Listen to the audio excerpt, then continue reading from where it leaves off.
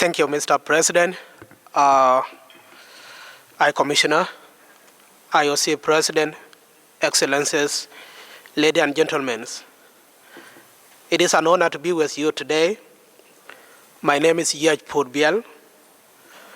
I'm a refugee from South Sudan, and I competed in Olympics Game 2016 as part of the first IOC Refugee Olympics teams. I'm now a member of the IOC, board members of the Olympic Refuge Foundation, UNHCR Goodwill Ambassador, and currently working with the United States Olympic and Paralympic as International Relations Fellows. I would like to start by commending the work of the Human Rights Council for recognizing the value and cross-cutting role of sport. I'm here today to share my story and also add my voice for the international call for the greater inclusion for the displaced people in sport or through sport. As an athlete, sport has changed my life in many ways. I had an honor to represent millions of displaced people on the global stage of the Olympics and few championships. It also gave me a platform where I can advocate for the young refugees athletes to have access to serve sport globally. And it also gave me voice to continue to contribute to ongoing refugee crisis. As a refugee athlete, I have experienced the power of sport to bring people together, to encourage them in activities that support their physical, mental health, and well-being. It also promotes learning and skill, raise awareness of rights, access to opportunity, and bridges social divide, promoting a sense of belonging. Ladies and gentlemen, according to UNHCR, recent reports show that globally, nearly 1 in 69 people on the planet are displaced, and that is approximately 120 million individuals.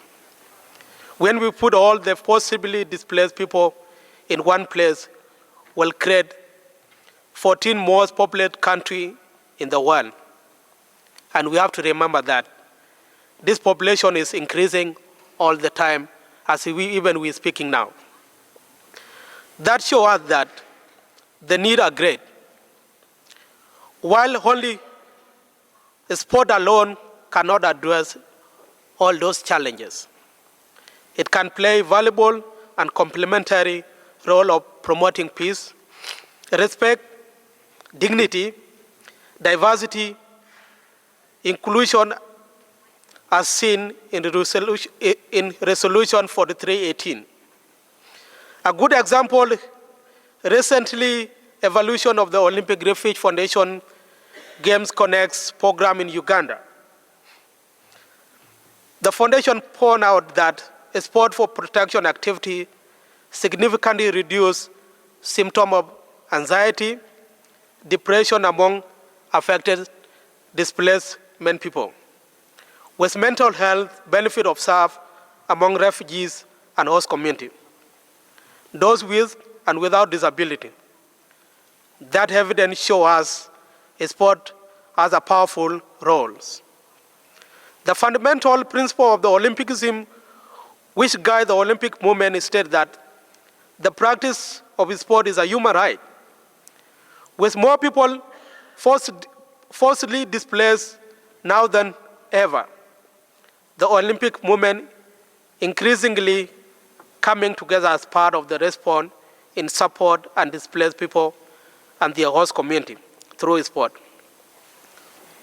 We all remember in 2023, during the Global Refugee Forum, over 140 entities registered their commitment to multi-stake pledge on sport for inclusion and protection. Moving forward, my hope, based on my experience along with the evidence and example available is that we will see a further shift toward sport being recognized and utilized for inclusion purposes across the spectrum of activity in situations of forced displacement. And that the platform of sport is harnessed in support of this objective. In a few weeks, we will see the third Refugee Olympics team competing in the Olympics game, Paris 2024.